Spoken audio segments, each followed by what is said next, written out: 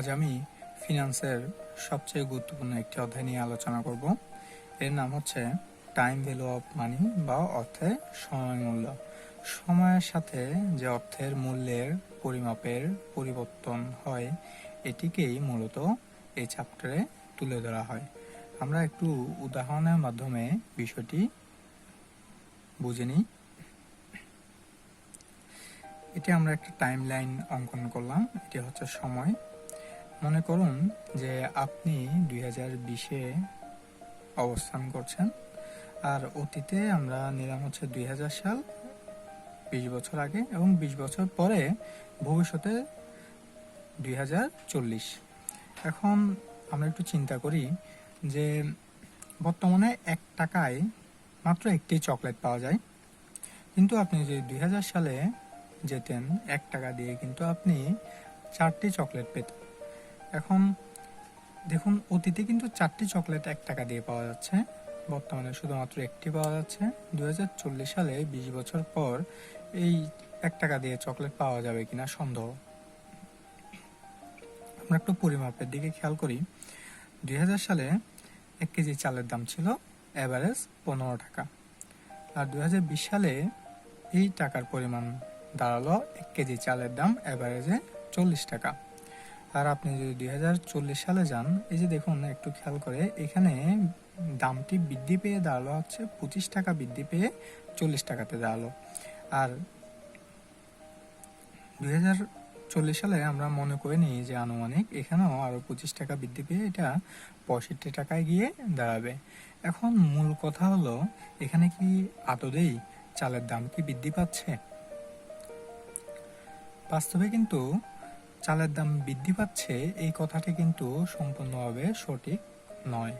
এখানে বাস্তবে ঘটনাটা হলো, অর্থের যে মূল্যমানটি আছে এটি কমে যাচ্ছে। আগে যে 15 টাকা ছিল, ওইটা দিয়ে আমি 1 কেজি চাল পেতাম, কিন্তু মুদ্রাস্ফীতির ফলে বিভিন্ন কারণের বর্তমানে 40 টাকা হচ্ছে সেই 1 কেজি চাল পাওয়া যাচ্ছে। অর্থাৎ আমাদের 2020 সালে 40 টাকা আর 2000 সালে 15 টাকা দুটি সমান। এভাবে ভবিষ্যতে দেখা যাবে এই মানটি আরো কমতে কমতে দেখা যাবে এই 40 টাকা হয়ে যাবে 65 টাকা। অর্থাৎ 2040 সালে 65 টাকা এবং 2000 সালে 15 টাকা আসলে সমান। তো এই জিনিসটা আমাদের লেনদেনের ক্ষেত্রে খুবই বড় ইফেক্ট ফেলে। কারণটি হলো যে আমরা এই ফিনান্সের ক্ষেত্রে মাঝে মধ্যে অনেক বড় বড় লেনদেন করে থাকি, অনেক সময়ের জন্য, 5 বছর 10 বছরের জন্য। এখন আমাদের সব সময় এটি চিন্তা করতে হয় যে বর্তমানের টাকা এবং ভবিষ্যতের টাকা, এই দুটির মান কী রূপ হতে পারে বা কেমন গিয়ে দাঁড়াতে পারে। বর্তমানের কোনো টাকার সাথে ভবিষ্যৎ এবং অতীতের টাকার যে তুলনা করব আমরা, এই তুলনা করার যে সূত্র, যে অঙ্কসমূহ আছে, যে কারণসমূহ আছে, এগুলো নিয়েই আমাদের মূলত অর্থের সময়মূল্য এই চ্যাপ্টারে আলোচনা করা হবে বিস্তারিত। এখন এই যে টাকাটার যে মানটা হ্রাস পাচ্ছে, ভবিষ্যতে গেলে টাকার মানটা হ্রাস পাচ্ছে ধীরে ধীরে, এই টাকার মানটা হ্রাস পাওয়ার যে প্রবণতা, এটাকে আমরা মূলত বলি হচ্ছে মুদ্রাস্ফীতি। এখন এই মুদ্রাস্ফীতি পরিমাপকে আমরা অনেকভাবে ডিফাইন করতে পারি। তার মধ্যে একটি হচ্ছে সুদ বা ইন্টারেস্ট। মূলত আমাদের এই চ্যাপ্টার আলোচনা করা হবে হচ্ছে সুদের ব্যাপারে। আর সুদের হিসাবটা যদি আপনি ভালো করে বুঝে যান, তাহলে আপনি এই যে টাকার পরিবর্তন কেন হচ্ছে, কিভাবে হচ্ছে, এটি পরিমাপ করার পদ্ধতিসমূহ আপনি বুঝে যাবেন। এখন এই সুদকে আমরা ইন্টারেস্ট বলি ইংলিশে, এবং এটির আরও অনেকগুলো নাম আছে, যেমন বাট্টার হার বা ডিসকাউন্ট রেট, আরেকটা হচ্ছে সুযোগ ব্যয় বা অপরচুনিটি রেট। এই নামগুলো পরীক্ষাতে দেওয়া থাকতে পারে। এসবগুলো অর্থ হচ্ছে আসলে ইন্টারেস্টের বিভিন্ন ধরন নিয়ে, বা মুদ্রার যে মান, যেভাবে যত হারে বাজারের মধ্যে মানগুলো পরিবর্তন হতে থাকে বছরকে বছর, ওই হারটাকে ডিফাইন করা হয় কখনো ইন্টারেস্ট, কখনো ডিসকাউন্ট রেট, কখনো অপরচুনিটি রেট নামে এটিকে ডাকা হয়। এখন আমরা মূলত সুদের যে হিসাবটা আছে, সুদ কিভাবে হিসাব করা হয়, এটি নিয়ে মূলত আলোচনা করব। এটি হচ্ছে আমাদের কোর আলোচনা, মূল আলোচনা। আমরা এটিতে যাই। আমাদের যে সুদ আছে এই সুদ হিসাব করার দুইটি পদ্ধতি রয়েছে। একটিকে বলে আমরা সরল সুদ, আরেকটিকে বলি চক্রবৃদ্ধি সুদ। নামের সাথে তাদের কাজেরও খুব মিল রয়েছে। তো প্রথমে আমরা সরল সুদটা একটু দেখি। সরল সুদকে বলি আমরা সিম্পল ইন্টারেস্ট। এই সিম্পল ইন্টারেস্ট মূলত একটি পুরাতন পদ্ধতি। এখানে যারা মহাজন আছে, আমাদের জমিদার, স্বর্ণকার, মূলত যারা সুদের লেনদেন করে, লোকালি যারা সুদের লেনদেন করে, তারা মূলত এই সরল সুদে ব্যবহার করে থাকে। কিভাবে হয় আমরা একটু আলোচনা করি। দেখুন, আমরা মনে করে নিই যে আমি 100 টাকা ধার নিলাম 10% সুদে। 100 টাকা ধার নিলাম 10% সুদে, মনে করেন 3 বছরের জন্য। তো প্রথম বছর শেষে আমাকে তাকে কত টাকা দিতে হবে, পরিশোধ করতে হবে। প্রথমত 100 টাকা তো আসল থেকে যাবে। 100 টাকা 10% করলে হবে 10 টাকা। 100 টাকা 10% হলো 10 টাকা, মানে 10 টাকা সুদ দিতে হবে আপনাকে। তো আপনি 100 টাকা আসল দিবেন, 10 টাকা সুদ দিবেন, আর টোটাল আপনাকে দিতে হবে 110 টাকা। দ্বিতীয় বছরে আপনার সুদ হয়ে যাবে হচ্ছে আবার 10 টাকা বেড়ে যাবে। দ্বিতীয় বছর ওই 100 টাকার আবার 10% সুদ বেড়ে যাবে। টোটাল আপনাকে 2 বছরে সুদ দিতে হবে, মানে 10 টাকা 10 টাকা, তার মানে টোটাল হয়ে যাবে 120 টাকা।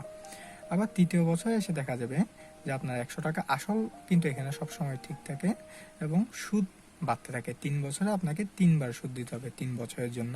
প্রতিবার 10 টাকা 10 টাকা করে হবে, কারণ 100 টাকা 10% হলো 10 টাকা করে। তো এটি হলো আমাদের মূলত সরল হিসাব, একদম সোজা।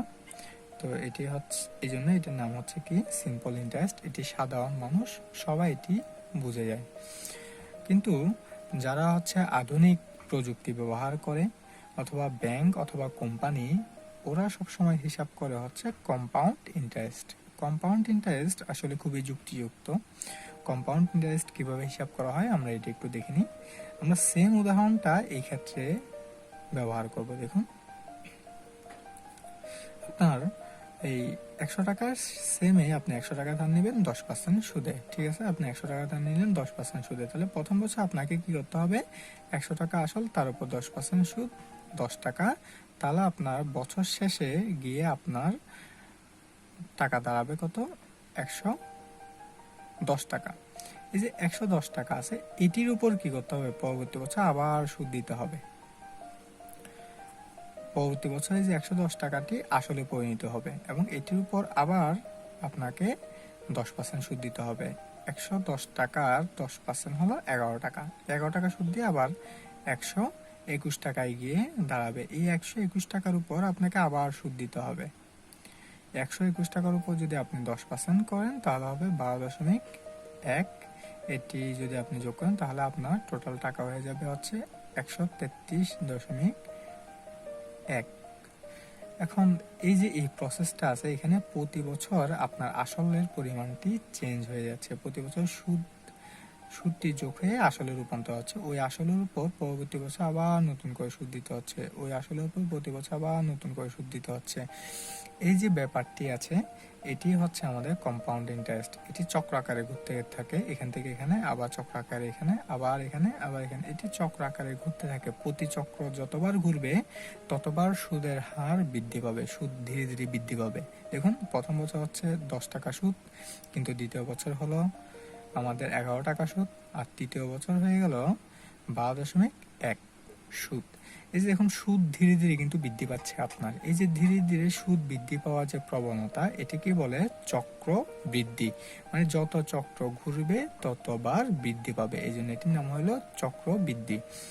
এখানে কিন্তু সুদ বৃদ্ধি পায় না, আপনি প্রতি বছর একই হারে সুদ দিতে হয় এবং আসল ঠিক থেকে যায়। এই জন্য এই যে প্রতি বছর যে একই হারে সবসময় সরল হারে সুদ দিতে হচ্ছে, সরল ভাবে বৃদ্ধি পাচ্ছে, এই জন্য এটির নাম হচ্ছে সরল সুদ। আমরা সরল সুদ এখন চক্রবৃদ্ধি সুদ নিয়ে আরো বিস্তারিত আলোচনা করব। এবার আমরা দেখব যে সরল সুদের মূল সূত্র কিভাবে বেরিয়ে আসে এবং কিভাবে আমরা এটিকে একটি সূত্রে গেঁথে দিতে পারি।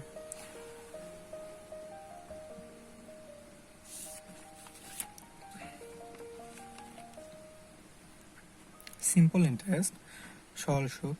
আমরা একটা উদাহরণ নিব। দেখুন, 100 টাকা আপনি ঋণ নিলেন, এই 100 টাকা ঋণের 10% সুদ দিতে হবে এবং এটি 3 বছরের জন্য। এই যে 100 টাকা আপনি ঋণ নেবেন, এটিকে বলবো হচ্ছে আসল। এটিকে বলবো আসল বা প্রিন্সিপাল অ্যামাউন্ট বা প্রেজেন্ট ভ্যালু। তো প্রিন্সিপাল অ্যামাউন্টের মধ্যে শুধু পি ব্যবহার করা হয়, অথবা প্রেজেন্ট ভ্যালু থেকে পিভিও ব্যবহার করা হয়ে থাকে এটিকে প্রকাশ করার জন্য। এই প্রিন্সিপাল অ্যামাউন্টকে প্রকাশ করার জন্য হয় পিভি আর নাহলে পিভি ব্যবহার করবে। এই যে 10% সুদ, এটিকে আমরা বলি হচ্ছে সুদের হার বা ইন্টারেস্ট রেট। এই ইন্টারেস্টের হারটাকে ছোট হাতের আই দ্বারা প্রকাশ করা হয়। আমি আবার বলতেছি, ইন্টারেস্টের হারটাকে ছোট হাতের আই দ্বারা প্রকাশ করা হয়। আর বড় হাতের আই দ্বারা, যদি কখনো বড় হাতের আই দেখেন, বড় হাতের আই মানে হচ্ছে ইন্টারেস্টের পরিমাণটি, আর ছোট হাতের আই মানে হচ্ছে ইন্টারেস্টের হার। এখন এই যে দেখুন 3 বছরের জন্য, এই যে বছর আছে, এটিকে বলি আমরা বছর সংখ্যা বা সময় বা নাম্বার অফ ইয়ার। এটিকে প্রকাশ করা হয় এন দ্বারা। এন মানে হচ্ছে কয় বছরের জন্য আমি ঋণটি নিলাম বা টাকা জমা রাখলাম, এই যে এন। এখন আমরা দেখি যে প্রথম বছরে কি হবে, 100 টাকার সাথে 10 টাকা সুদ যোগ হয়ে আপনার হয়ে যাবে হচ্ছে এটি হয়ে যাবে হচ্ছে আপনার 110 টাকা।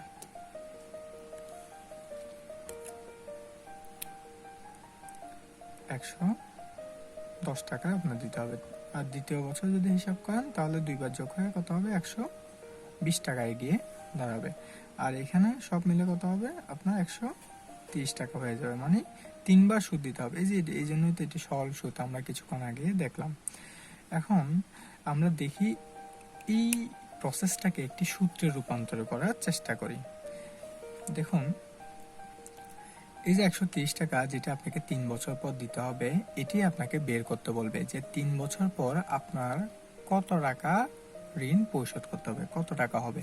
তো এই যে 3 বছর পর যে টাকাটা আমার কাছে চাইলো, এটিকে আমরা বলবো ভবিষ্যৎ মূল্য বা ফিউচার ভ্যালু।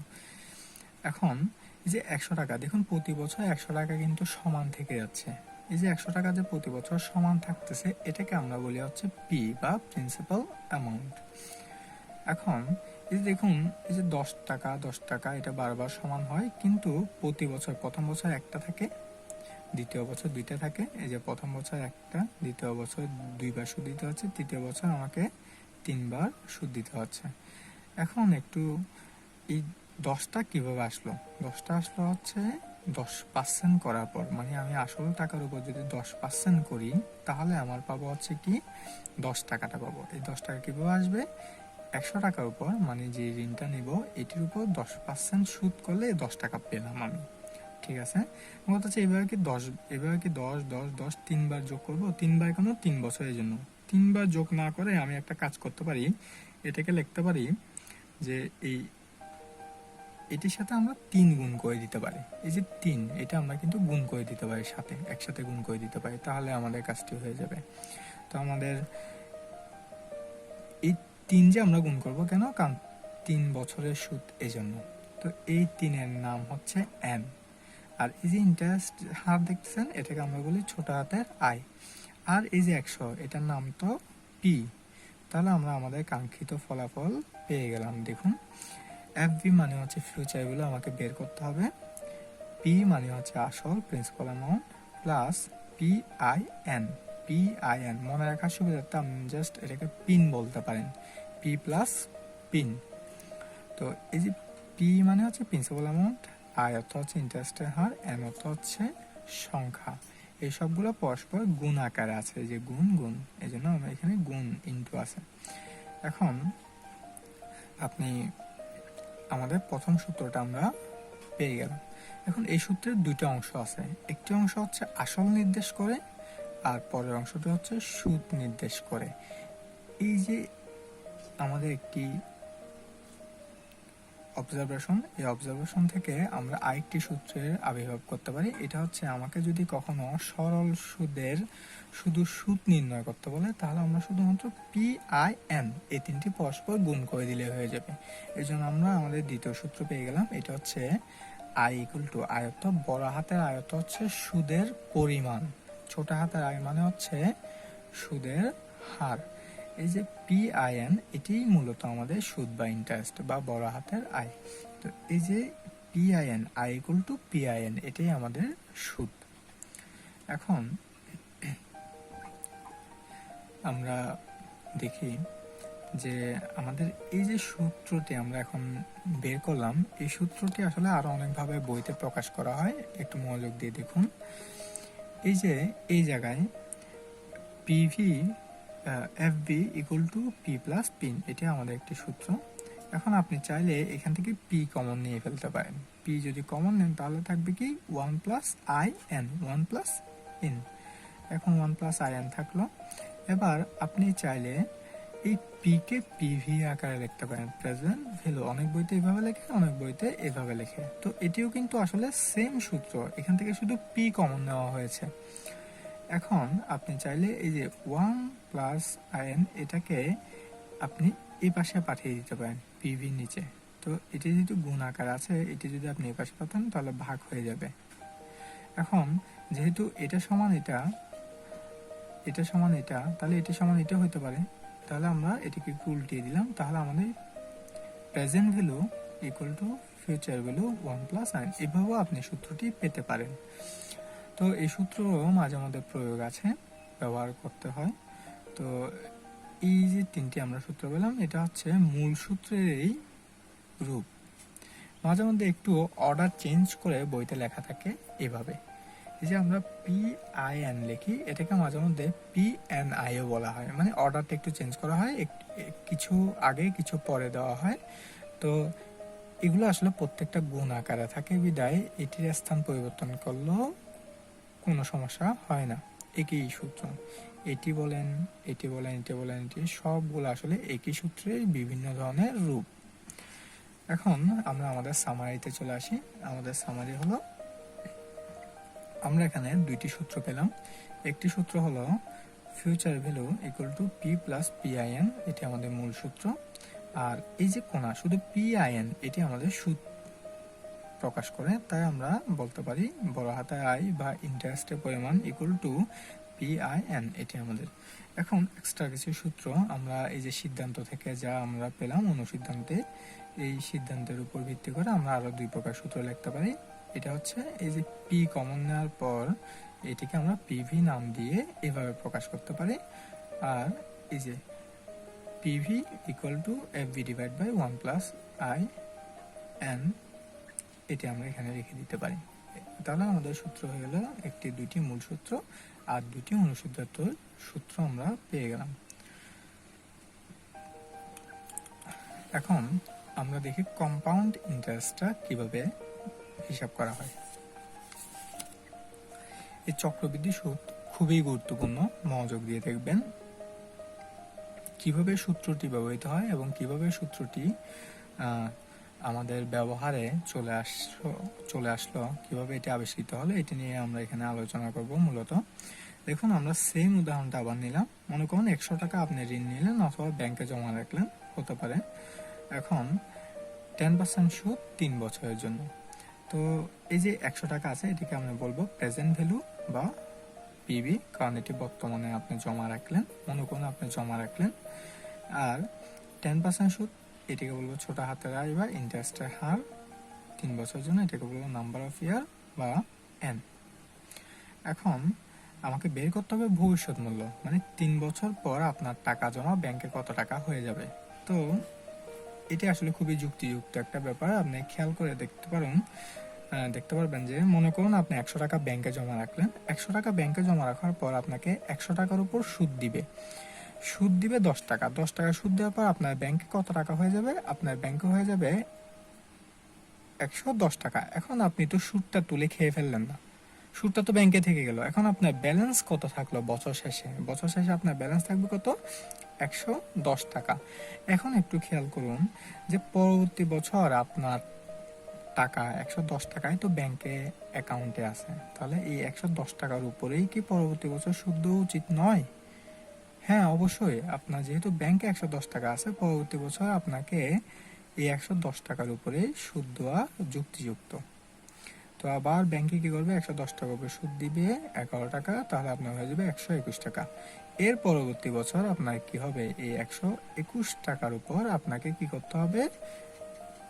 সুদ দিবে ব্যাংকে, 121 টাকার উপর সুদ দিবে 10%, তাহলে আপনার হবে 12.1। তাহলে আপনি যোগ করে পাবেন হচ্ছে 133.1।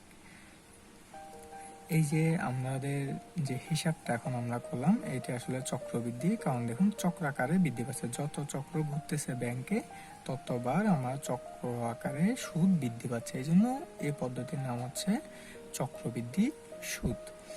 এখন এটিকে আমরা চাইলে এভাবে হিসাব না করে আরেকভাবে কিন্তু হিসাব করতে পারি। কিভাবে একটু দেখুন। এই যে 100 টাকা, আমরা আসলটাকে সেম রাখবো, দেখুন প্রেজেন্ট ভ্যালুটাকে সেম রাখবো, আর প্রতি বছর এই যে 1 টাকার সমমূল্যে 10% সুদ কত হবে এটিকে আমরা হিসাব করব। এই যে মনে করুন 1 টাকার সাথে যদি 1 বছর পর সুদ যোগ হয়, সুদ যোগ হবে কত?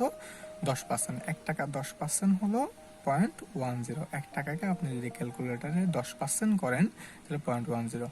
এই যে 1 প্লাস 0.10 তাহলে হবে কি 1.10, মানে প্রতি বছর আপনার 1 টাকা 10 পয়সা করে বৃদ্ধি পাচ্ছে। এই যে 1 টাকা 10 পয়সা করে যে প্রতি বছর আপনার মূল টাকা বৃদ্ধি পাচ্ছে, এটাকে আমরা চাইলে এভাবে বলতে পারি। দেখুন 100 টাকা আসল, এটির সাথে 1 বছরে আপনার 1.10 টাকা 1.10 এটি দ্বারা গুণ করলে আপনি 110 টাকা পেয়ে যাবেন। এই যে 110 টাকা। এখন দ্বিতীয় বছর আপনাকে আবার 110 টাকা এখানে লিখতে হবে না, আপনি শুধুমাত্র এই যে 1.10 যেটা আছে এটি 2 বার গুণ করে দিবেন। 1.10 তে কি করবেন? 2 বার গুণ করে দিবেন। এই যে 100 ইন্টু 1.10 ইন্টু 1.2 বার গুণ করলে আপনি সেম 121 পেয়ে যাবেন। এই দেখুন 121 সেম। আর এখানে আপনি 3 বার গুণ করবেন, 3 বছরে 3 বার গুণ করতে হবে, 3 বার চক্রবৃদ্ধি হবে, 3 বার আপনার বৃদ্ধি পাবে। এই যে 3 বার যে গুণ করা আপনি পেয়ে যাবেন হচ্ছে 133.1 133.1। এখন কথা হলো এতে সুবিধা আছে, এতে সুবিধা হলো আপনি এটাকে একটি সূত্রের মধ্যে গেঁথে ফেলতে পারবেন। কিভাবে? এই যে দেখুন 100 এটা সেম আছে, এটাকে আমরা বলবো হচ্ছে পি ভি বা প্রেজেন্ট ভ্যালু, আর এটির সাথে আমরা গুণ করে দিব। একটু খেয়াল করে দেখুন, এটাকে আমরা একবার, দ্বিতীয় বছরে 2 বার গুণ করতে হচ্ছে, তৃতীয় বছরে 3 বার গুণ করতে হচ্ছে। আচ্ছা আপনি একটু আমাকে বলুন যে x ইন্টু এক্স ইন্টু যদি x করি তাহলে আমরা কি লিখবো এখানে? আমরা এটাকে এভাবে লিখতে পারি, দেখুন x কিউব লিখতে পারি। 3 বছর, এই জন্য আমরা উপরে 3 বসিয়ে দিতে পারি, মানে এটি 3 বার গুণ করলাম তাই এটি কিউব হয়ে গেল। তো আমরা এটিকে 3 বার গুণ না করে আমরা চাইলে এটির উপর কিউব বসিয়ে দিতে পারি, কেন? এটি 3 বার হচ্ছে তাই।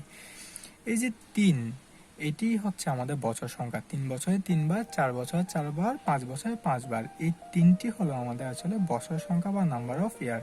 তাহলে এটিকে আমরা পরবর্তীবারে n বলে দিতে পারি, মানে যত বছর হবে তত বছর। এই যে 1 আছে,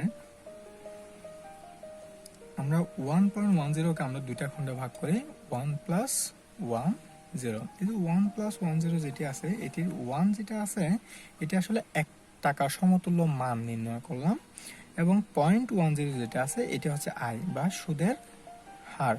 তাহলে আমরা কি পেলাম? তাহলে আমরা পেলাম যে 1 প্লাস আই, মানে এটিকে আই বলবো, whole to the power n। এই যে এটি আমরা পেয়ে গেলাম, এটাকে আমরা সাংকেতিক চিহ্ন দিয়ে দিলাম। আয়ের যে কোনো মান হইতে পারে, 10% হলে 0.10, 20% হলে 0.20, এভাবে হতে থাকবে।